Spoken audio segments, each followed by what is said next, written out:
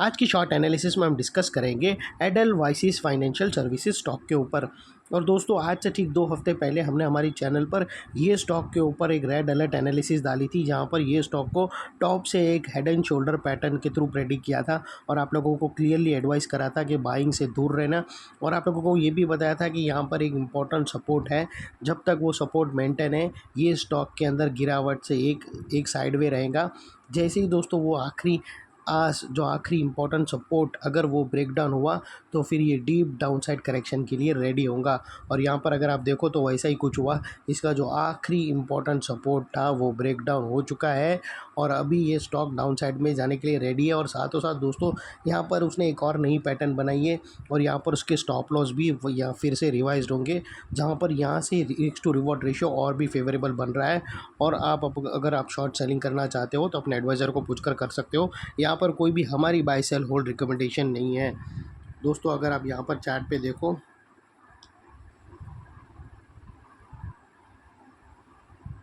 Friends, अगर आप देखो तो यहाँ पर हमने head and shoulder pattern breakout predict करी थी और ये दोस्तों दोनों नेकलाइन थी जिसका हमें इंतज़ार था कि ये दोनों नेकलाइन के नीचे क्लोजिंग मिले और अल्टीमेटली यहाँ पर हो गया दोस्तों। और उसके नीचे वेल सस्टेन किया है, अभी यहाँ से डीप डाउनसाइड खाई है।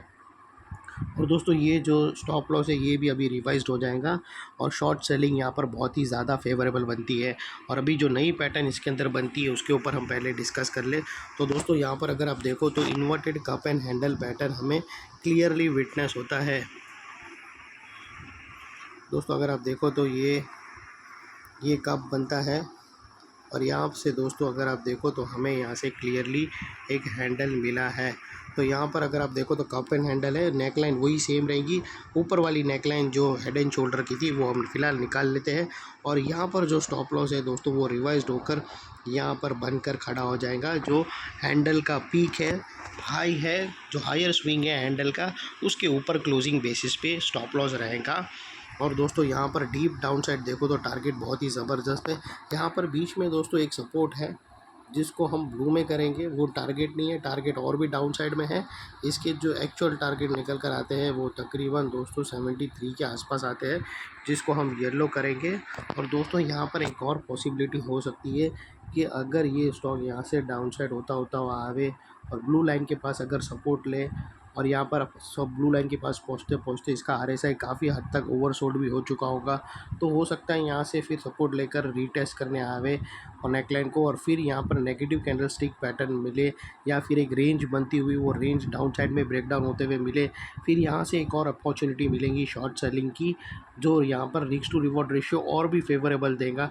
यहाँ पे ऑलरेडी आप लोगों को एक और फेवरेबल मिला है, लेकिन यहाँ पे रीटेस्ट के टाइम पे वापस एक और फेवरेबल मिल सकता है, जो आपको यहाँ से 1:2 1:3 के तरफ डाउन साइड में ले जा सकता है।